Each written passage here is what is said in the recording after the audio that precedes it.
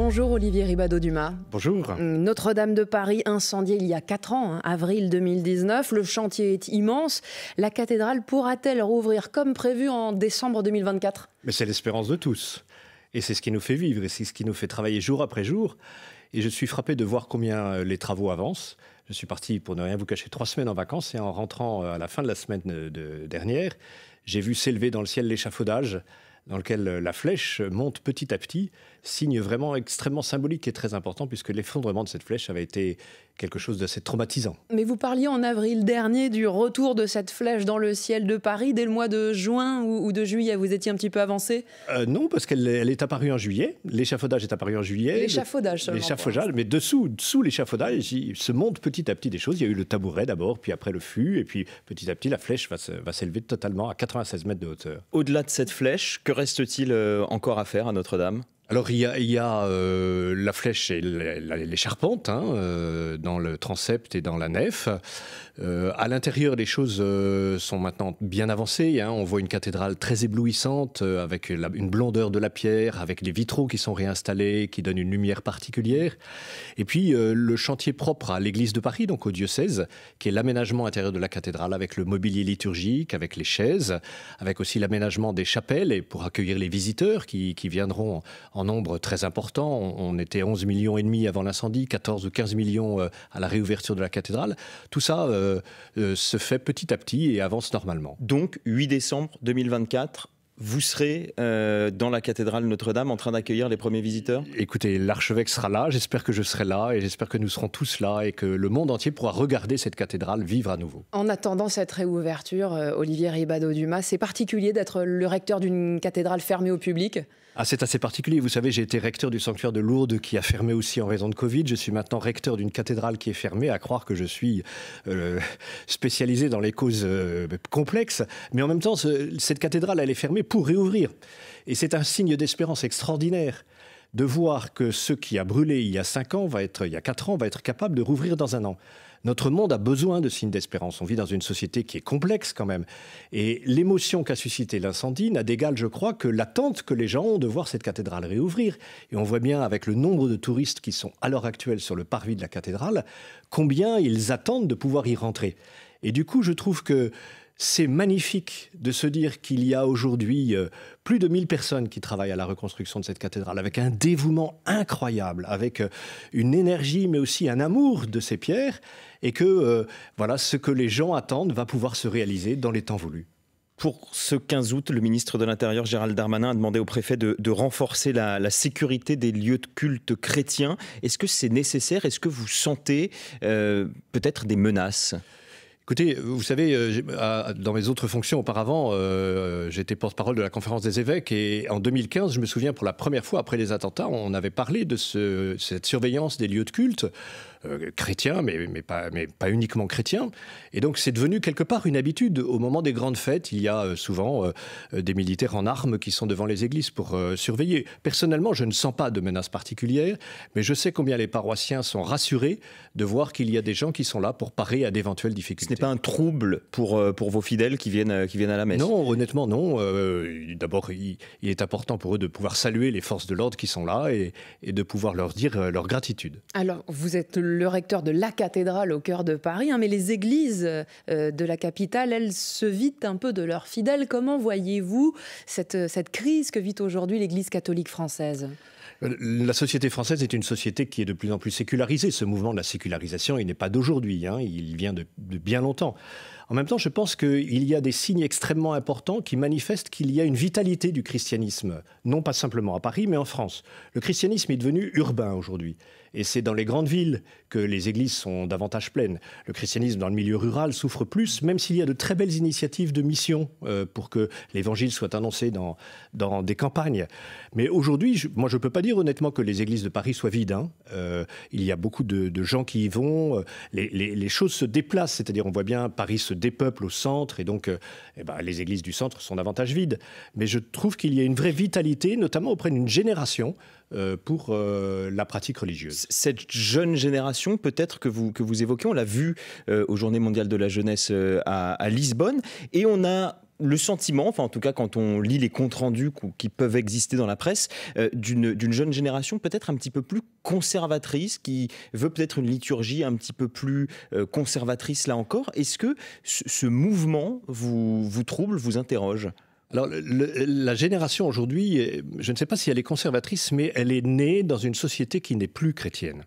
Et elle peut se sentir agressée par une société qui ne partage pas les valeurs de l'Évangile.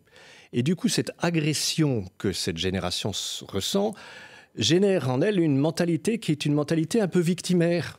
Ils sont victimes parce qu'on ne les comprend pas, parce qu'on fait voter des lois qui ne correspondent pas à ce qu'ils veulent vivre.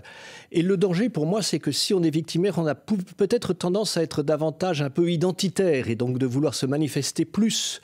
Et donc ça se manifeste dans la liturgie, mais ça se manifeste aussi dans des prises de parole, dans des prises de position. Or, l'attitude victimaire n'est pas du tout dans l'attitude du christianisme. Nous suivons quelqu'un qui est mort sur une croix, c'est pas très, très, très glorieux comme tel, hein.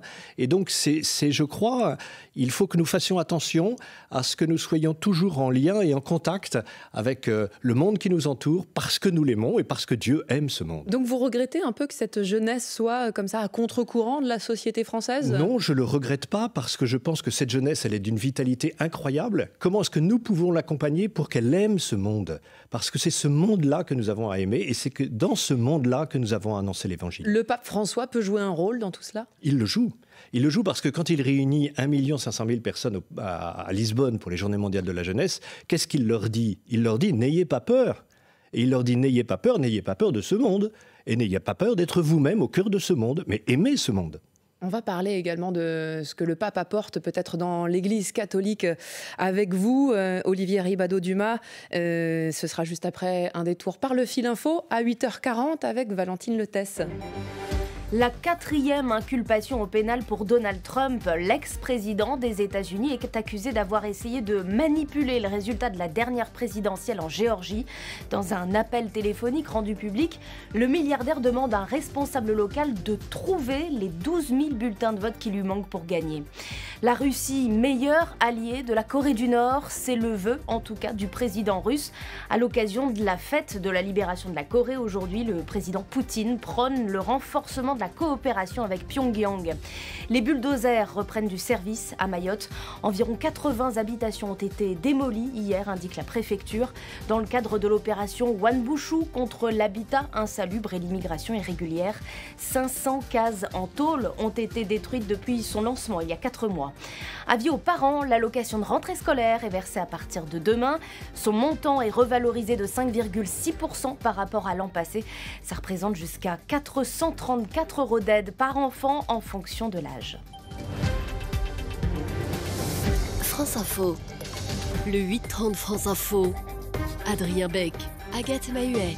Et toujours avec Olivier Ribadeau-Dumas, recteur de la cathédrale Notre-Dame de Paris. On parlait de cette jeunesse peut-être un petit peu plus conservatrice.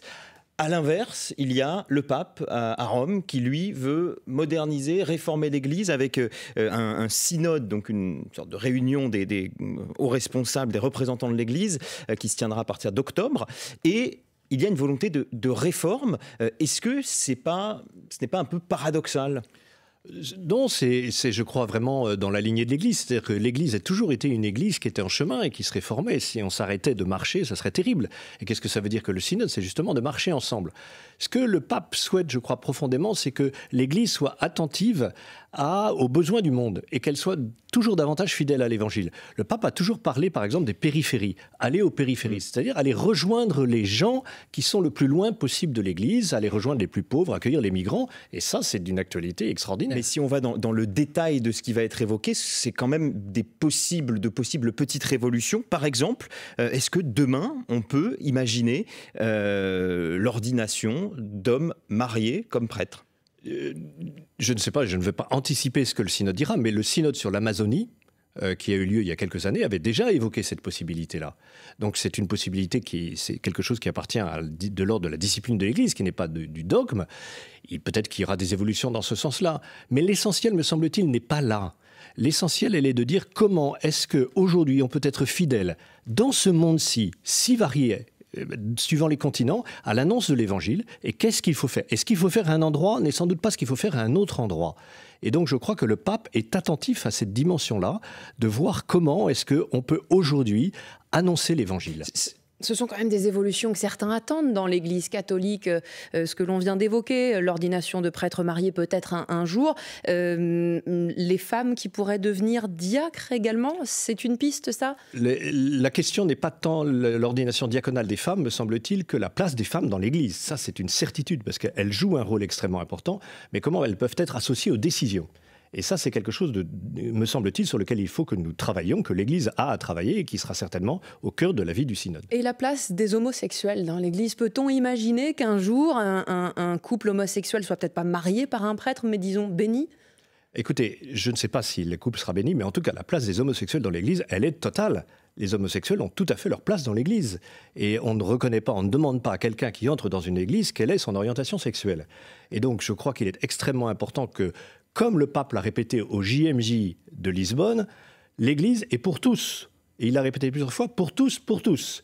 Et donc, quelles que soient les personnes, et donc c'est notre rôle de faire en sorte que les gens se sentent accueillis tels qu'ils sont. On voit votre prudence sur le sujet. En tout cas, cette bénédiction des couples homosexuels, c'est ce que défend le cardinal Ulrich qui pilote ce synode. Est-ce que tout cela n'est pas de nature à diviser l'Église? Là encore, on y revient entre, mettons des guillemets, conservateurs et progressistes. Je ne suis pas sûr qu'on puisse avoir une analyse politique sur ceux qui composent l'Église. Je crois en revanche que ce qui réunit un synode n'est pas un parlement. Un synode, c'est une assemblée de personnes, pas uniquement d'évêques, parce que cette fois-ci, cette assemblée sera très élargie, avec des laïcs, avec des femmes qui, pour la première fois, auront le droit de vote. Ces laïcs, d'ailleurs, juste les évêques l'avaient auparavant. Et donc, ils vont tous se mettre en prière aussi à l'écoute de l'Esprit Saint pour savoir ce que Dieu veut pour l'Église d'aujourd'hui. Donc il ne s'agit pas de faire des groupes de pression, mais il s'agit ensemble de se mettre à l'écoute de ce que l'Esprit nous dit pour aujourd'hui, pour l'annonce de l'Évangile. L'Église est aussi une institution humaine et donc il y a aussi des jeux politiques comme partout. Et en l'occurrence, de ce qu'on peut lire, de ce qu'on peut entendre, il y a bien des divisions entre plus conservateurs et plus progressistes. Mais c'est évident parce que ça a toujours été comme ça. La question, elle est de savoir aujourd'hui comment est-ce que la communion dans l'Église peut être maintenue, et c'est le rôle du pape d'être garant de cette unité, de cette communion dans l'Église. Olivier Ribadeau-Dumas, voyez-vous d'un bon œil la dissolution du mouvement catholique intégriste Civitas ? Oui, personnellement, je pense que, en tout cas, ce mouvement n'est pas un mouvement reconnu par l'Église catholique, il n'est pas de l'Église catholique telle que romaine, et il n'a rien à voir avec l'Église. S'il est contraire à l'ordre public, eh bien, il faut prendre les mesures qui sont nécessaires. Vous soutenez sa dissolution après les propos antisémites qui ont été tenus? Je n'ai ni à soutenir ni à commenter une décision qui est prise par le ministre de l'Intérieur, mais en tout cas, je peux dire que ce mouvement n'est pas soutenu par l'Église catholique et que tout ce qui est contraire à l'ordre public doit pouvoir obéir aux règles de notre pays. Le gouvernement français prépare un texte de loi sur la fin de vie, texte prévu à l'automne. Le modèle français qui se dessine devrait autoriser l'aide active à mourir. On ne parle pas d'euthanasie en l'espèce. Comment accueillez-vous ce futur projet de loi ? Je l'accueille comme beaucoup, c'est-à-dire avec une espèce d'inquiétude. Comme beaucoup, plutôt que de l'aide active à mourir, moi j'aimerais bien qu'on donne de l'aide active à vivre. Et que ce qui est en question pour moi, c'est comment peut-on aider les uns et les autres à vivre dans les difficultés. C'est-à-dire qu'il y a une question de solidarité entre les hommes et les femmes de notre pays. Pour parler concrètement, vous parlez des soins palliatifs, par exemple. Je parle des soins palliatifs, mais je parle aussi de ce que les gens parfois désirent mourir parce qu'ils se sentent infiniment seuls. Aujourd'hui, nous avons beaucoup de techniques pour soulager la douleur, notamment les soins palliatifs, qui ne sont pas assez développés, sur lesquels il faut développer, mais qu'on ne peut pas dans une même texte de loi. Oui, mais aussi. Est-ce que c'est une bonne idée de mettre dans un même texte de loi le développement des soins palliatifs qui permettent aux gens de vivre jusqu'au bout, et ce qui permettra à des gens de mourir. C'est-à-dire ça paraît un peu antinomique quand même. Si on prend un cas concret, si vous avez demain en face de vous un de vos fidèles qui vient vous dire « j'ai la maladie de Charcot, c'est terrible, c'est une maladie qui paralyse progressivement et qui finit par provoquer la mort », qu'est-ce que vous lui dites ? Je ne lui dis pas grand-chose, mais j'essaye d'être avec lui. Et j'ai eu ce cas-là. Et je ne peux pas lui dire grand-chose. Mais ce que je peux faire, c'est lui tenir la main. Et ce que je peux faire, c'est être avec lui. Parce que pour lui manifester qu'il n'est pas seul Et que la compassion, qui est un si beau sentiment, cette compassion, elle fait partie de notre humanité. Et que si nous la refusons, alors ce n'est plus possible. Si la solidarité est exclue de notre société, alors nous ne pouvons plus vivre ensemble. Au-delà de tenir la main de ces personnes qui envisagent une forme d'euthanasie, l'idée de ce projet de loi, en tout cas, est effectivement de permettre à ces patients en fin de vie d'abréger leur souffrance. Ça, c'est une idée qui ne vous convient pas? L'idée d'abréger les souffrances, bien sûr qu'elle est nécessaire. Il y a beaucoup de techniques pour abréger les souffrances. La loi Claes-Leonetti a permis la sédation, qui est une possibilité. Elle est suffisante, cette loi, selon vous? Je ne suis pas un expert de cette matière-là, mais je pense qu'en tout cas, le fait de ne pas laisser le temps aux lois de produire leur effet, et notamment de ne pas permettre aux soins palliatifs de se développer d'une manière correcte dans notre pays, ne permet pas d'avoir un jugement éclairé, me semble-t-il, juste sur cette question-là. Et il faudrait que l'on puisse développer davantage ces questions-là, laisser les lois porter leur effet, mais on voit bien que ce qui, à un moment, est voté, nous savons bien que 5 ans après, des barrières tomberont, et on l'a vu dans différents domaines de notre vie sociale. Aujourd'hui, 9 Français sur 10 se disent favorables à des formes d'euthanasie. Est-ce qu'en cela, l'Église catholique française n'est pas en décalage avec la société? Mais il n'y a pas que l'Église catholique française qui s'élève contre ça. L'Ordre des médecins a pu s'élever contre ça. Beaucoup de médecins, beaucoup du personnel soignant s'élèvent contre ça. Donc ce n'est pas l'Église catholique en tant que telle. C'est la question de savoir comment est-ce que nous voulons permettre aux gens de vivre ensemble et de mourir. Bien sûr que tout le monde veut mourir d'une manière correcte et d'une manière digne. Qui voudrait mourir d'une manière indigne? Et je crois que la souffrance, l'Église est contre la souffrance. C'est-à-dire que nous n'avons pas de mystique de la souffrance, loin de là. Et que tout doit être fait pour soulager la souffrance. Mais il y a aussi une souffrance qui est une souffrance de la solitude et sur laquelle nous devons nous pencher. D'un mot, vous disiez... Il y a le risque que dans 5 ans, 10 ans, des barrières tombent. Ça veut dire quoi? Si on passerait de l'aide active à mourir à derrière l'euthanasie, l'eugénisme peut-être? Il suffit de regarder ce qui se passe dans les pays voisins. Regardez l'évolution qu'il y a eu en Belgique sur ces questions-là. Et la Belgique fait office de contre-modèle en France, en l'occurrence. Elle fait office de contre-modèle, mais quelles seront les contre-forces qui nous permettront de nous opposer à ce qui se passe en Belgique? Olivier Ribadeau-Dumas, recteur de la cathédrale Notre-Dame de Paris, merci d'avoir accepté ce matin, en ce 15 août, l'invitation de France Info.